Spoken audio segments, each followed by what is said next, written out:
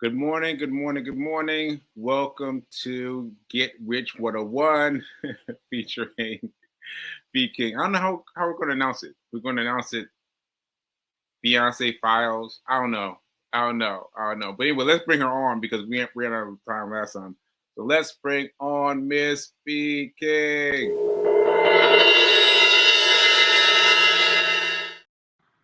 Hey, hey, Miss B King. Good morning, Sekou Writes. Good morning, good morning. So, what we going to talk about today? I've been so excited, because let me explain. What happened was what happened was you put a question out at the end of the last show.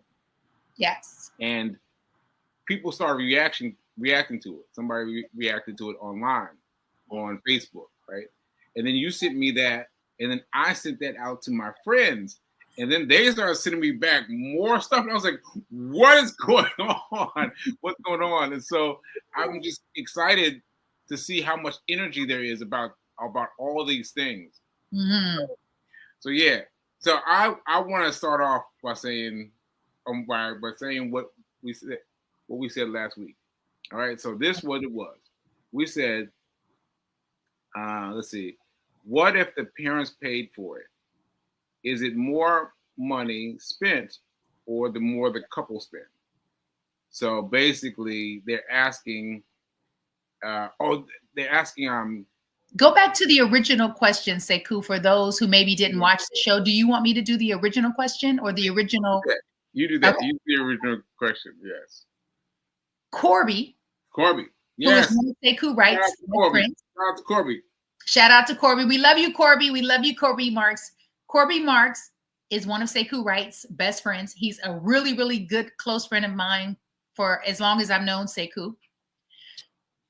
Corby heard about Fiance Files. He sent in an article to Sekou that said, studies show, we don't know who the studies are. We don't know who these people are who did this survey, if you will, that people who spend a lot of money on their weddings tend to not stay married long, versus people who don't spend a lot of money on their weddings tend to stay married for a longer period of time, right? So someone on my other social media page, I think her name is like Ramona, something like that. Mm-hmm. Shout out to you. She said, does this same theory, is it still applicable if the parents pay for the wedding? So say I no longer have parents. We're going to use Sekou's parents.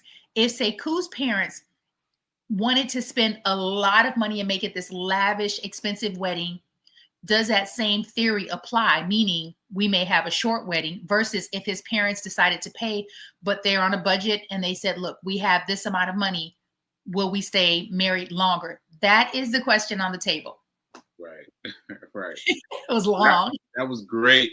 That was a great summary of everything. Thank you, babe. And you put it as a question. And now I got all these responses from Corby, from Rush, from all these people. And so I just wanted to start off with one.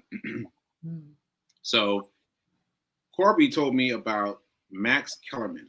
I don't know who Max Kellerman is, but Max Kellerman told his wife, let's just buy a big new house with the money and let our wedding be in the backyard of our new home. Yes. In other words, they're moving the money. Yeah, they're moving the money to pay for the wedding. No, to pay for the house. And then the what happens is the what do you call it? What happens is the money that they were going to spend on the wedding ends up being spent to purchase the house, and then whatever's left over, they can now have their wedding in the backyard of the new house. Right.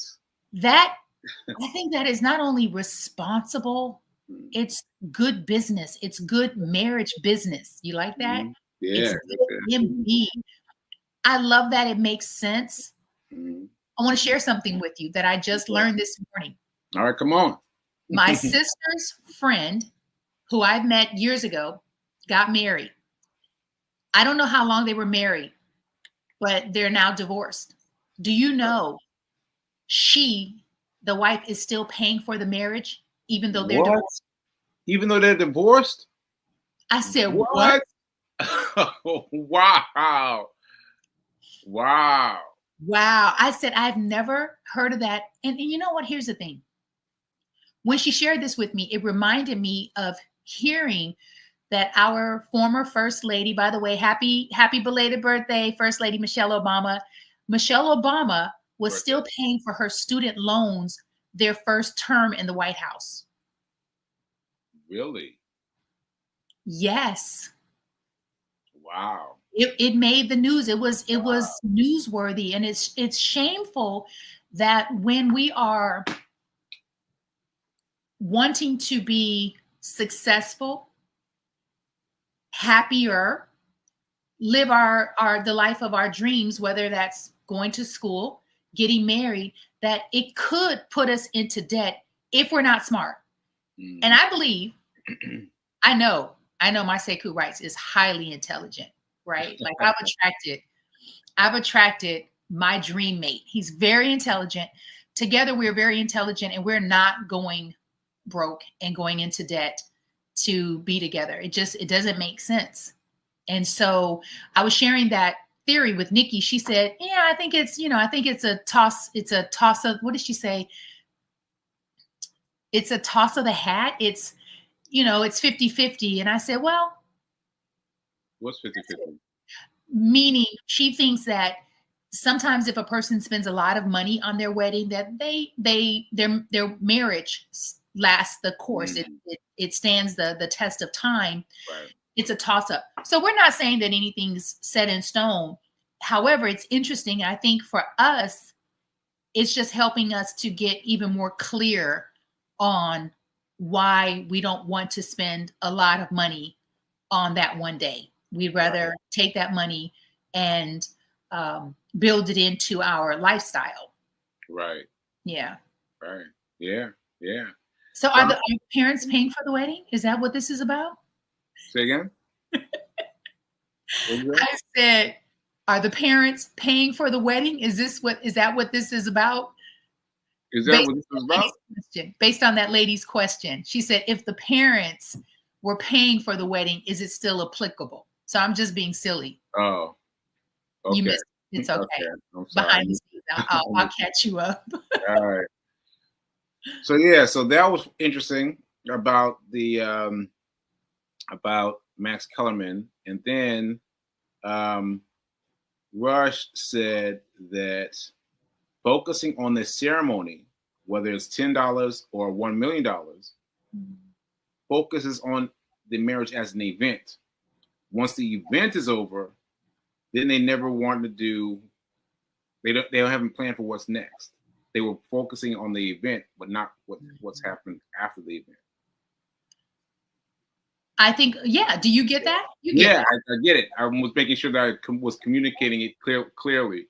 I think maybe read it again. Okay. Okay.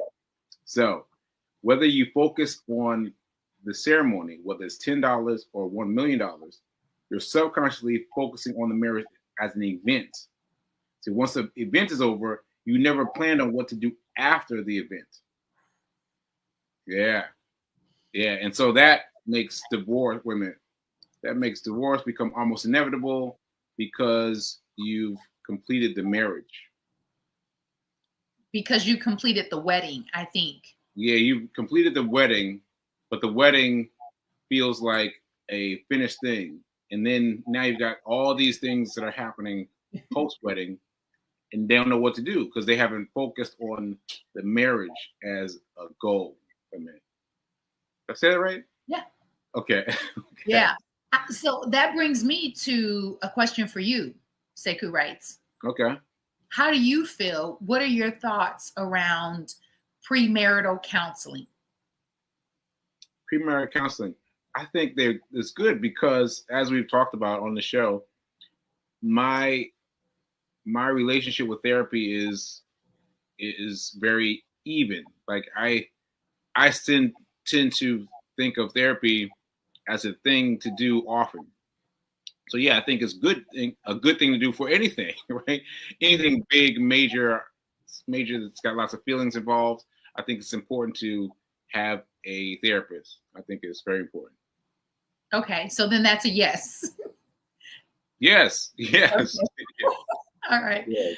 Okay. I have another question. Okay. My sister, who seems to be getting involved, right? That's a good thing. She's getting Yeah. involved. Sent me a post, and it wasn't an article because I think I have to click into it. It's a post about a couple who got married in a coffee shop, because Sekou and I have talked about where we're going to have our wedding. They got married in a coffee shop. Okay. They got married in a coffee shop at 3 a.m. 3 a.m. 3 a.m. 3 a.m. Wait. And I thought that is so unique. That is so Okay. creative. And of course, Nikki was like, you know, they did that to save money. I was like, they sound like some intelligent people, right? Because the coffee shop is closed at 3, and I'm sure they still had to pay for it because they have to open, they have to turn on the lights, you know. But I thought what I love about it is there's so many different ways that you can do it that makes sense for you and your partner. You don't have to do it in the traditional way. You can create a new tradition. Right.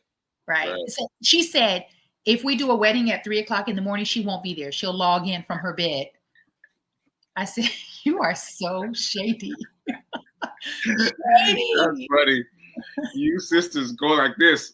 All the time. That's funny. Okay. That's interesting. So a coffee shop at 3 a.m. Interesting. And what did it say about wait a minute. What else did it say? Let's see. Couple saves thousands on a wedding by booking a venue for 3 a.m. Okay, that's what it was. That they saved thousands. Okay. Yeah. All right. That's cool. Again, it's however you want to do it, right? I mean, I don't know if their wedding, because we haven't read the article, but I don't know if it was virtual. I think your ride or dies would be willing to show up at 3 a.m. I know our rep, Melissa, I know she's going to be there, like, regardless, right? Yeah, for sure. For sure. So, yeah. I just thought it was cute. And I told her when I received it, it was late. I didn't click into it, but I thought, yeah. I don't know. Yeah. Well, that reminds me of something else that Corp sent me. He sent me videos.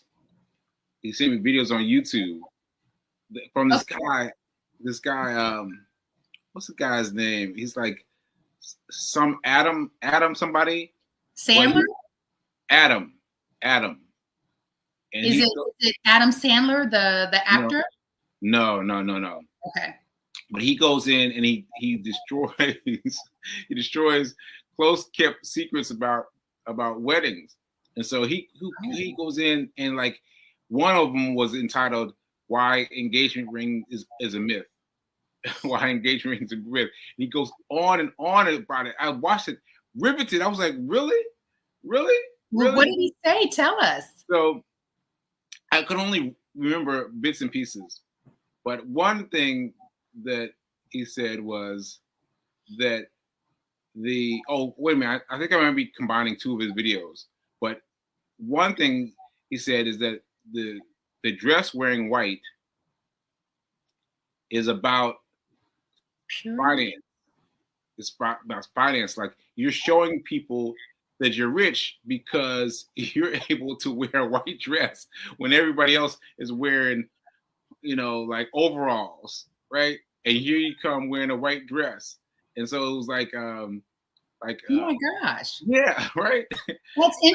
That's interesting because we've all been conditioned to believe that white signifies purity. You're a virgin. Yeah. So it means that you're wealthy? Yeah, initially that's what it was. That's what it was. It was one way to separate the haves from the have-nots, because everyone was wearing overalls. back then, right? Everybody was, going out there and getting dirty, and here you come wearing this white dress, and you're saying, I can wear a white dress. I don't need to worry about these things getting on me. And I was like, oh, that's fascinating. That's fascinating, right? That is because you know what? It goes back to, well, it speaks to how there's such a divide in society between the haves and the have-nots. Obviously, when it comes to a wedding, but also education, home ownership where you live, and people want to be separate but yet together on their own terms. And how dare you invite someone to your wedding, right, to experience your special day, but then yet have this barrier. I want you at my wedding, but I want you to know your place. I'm wealthy and opulent, but yet, you're a peasant. You're a lower class, person, a lower class citizen, but yet you're at my wedding and you can enjoy this. But, I just want you to know that I'm better than you. That is, but that speaks to society, I think, on some levels. I want to watch that video because I'm trying to find it right now. if you could share it, that would be amazing. Yeah, I'm gonna find it right now. Adam Cordova. Is that no? Why engagement rings are a scam? Adam ruins everything. Adam ruins everything. And so that's funny. It's only 3 minutes long, and it's really funny. And so I'm combining two together. That one, Adam ruins everything in terms of engagement rings, and Adam ruins everything in terms of weddings are a total ripoff. Okay, then what did he say about engagement rings? I'm interested to know that. Yeah, I can't remember now. I can't remember now, but it was really good. I'm gonna send it to you because I remember, because he has so many cameos in the video. So those of you at home want to check this out, it's called Adam Ruins Everything. It's on YouTube. Just go to Adam Ruins Everything, and you'll see all these different keys will come up. But these first two are really funny. These first two are really funny. Yeah. So Sekou, yeah, you and I started our wedding planning. Yes. And people have been asking, I'm sure, I don't know if your friends have been asking, but mine have been asking when and where. When and where. When and where. Should we ask your audience to make some suggestions as to the when and where? Sure, we can ask for their suggestions, but I don't know where we're gonna go with their suggestions over our choice. let me say all that out. We gonna make our own decision, but yeah, we can get some ideas from some folks. What do they have to pick from? The states, the cities, the states. Let's if we're gonna put it out to the world, let's put it out in terms of everything. Let's see what some ideas are that might come in. Like, let's see what some ideas are. Yeah. Okay. All right. But should we share, though, the states that we're thinking of because of our connection and our friends and family in those said cities or states, or no? Guys, you sound like you're giving away what you want to do. Sound like you're giving away what you don't want to do. So if you want to do that, that's fine. No, that's fine. Only if you want to, Sekou Writes. Only if you want to. No, I think when you just brought it up and put it out, and you mentioned putting it out to everyone, that makes me think of what's happening now with me and Corby and Rush, like these different ideas that are coming through towards just putting it out there. So let's just put it out there and see what happens. Like, let's see what happens. Okay. We might get some ideas that we never even thought of. And be like, oh, that's amazing. Let's do that. Let's do that. And someone may like have a home or an event, and they're like, oh, why don't you guys have it at my home or my event space? Yeah, but a home needs to be our home, though. Home needs to be our home. Our home. You need to get that together. our home. You know what I'm Okay. All saying? right. So but we're open to ideas though. All Open to right. ideas. And so what will that entail? Like, who knows? Who knows? We open up on a show, like we can go to get some good ideas. We're gonna get some good ideas. Yeah, because for me, the fact that here's the thing: nobody's reinventing the wheel, and really, there are no new ideas. There's just different ways to implement them. Because in my mind, when I came up with, "Ooh, let's get married in a coffee shop," I thought that that was, unique to feed. Right. Because I've never seen it. It's not like I watched a wedding in a Right. coffee shop, but I just know that you and I love coffee shops. We love coffee. Is that the coffee that you made at home? Yes, it is. Yes, it is. Yes, it is. Okay. Is that instant coffee though? Don't worry about what I'm drinking. Don't worry about what I'm drinking. I'm drinking something that's good to me. And that's what matters, but I'm always concerned about what you're doing and what you're putting in your body. I'm just asking, is that instant? I'm not judging you. It's instant. It's instant coffee. We're not going to judge them. So I've never seen a wedding in a coffee shop. It's just that I know how much we love coffee shops. You've never seen one either? I've never heard of that one before. And then I put it out there just amongst you, myself, and Rev Melissa. And then Nikki sends me this post about that couple who gets married in a coffee shop at 3 o'clock in the morning. I'm like, there are no new ideas. There are no new ideas. Right. I just want to mention this before I forget. Yes. Harriet Cole. I ran into Harriet Cole out jogging the other day. It was so random because I would jog this route every day. And this time I decided to go into this building that I've never, ever been in on my run. Yeah. I'm going. This time I decided to go inside because the wind was whipping. And I decided to go in and use the restroom, take a little breather. Mm. I walked in and I hear Sekou immediately. Sekou, I was like, what? Someone here knows me. And so her daughter ran up and gave me a hug, and I got to join the group. So all that was amazing. I mean, just amazing how that happened. Mm. But anyway, so I remembered after seeing Harriet, she does weddings. She used to do weddings. I used to work with her doing weddings. And I was like, oh, so she said she's decided to she's volunteered her time. She says she has to talk to her assistant about when she can talk to us. But our next conversation is with Harriet Cole about getting married. So that's really dope. That's really dope. Love it. We ought to have Rev Melissa in on that meeting. Okay. Yeah, for sure. I love that. Okay. See how it's all coming together? We put it out there and then we get supported because listen, y'all, we've never done this before. Yeah. We've never been married. Yeah. Sekou has been a bride's what he's been a bridesmaid, a male. I don't know what you want to call it, but I was a bridesmaid. This is called a bridesmaid.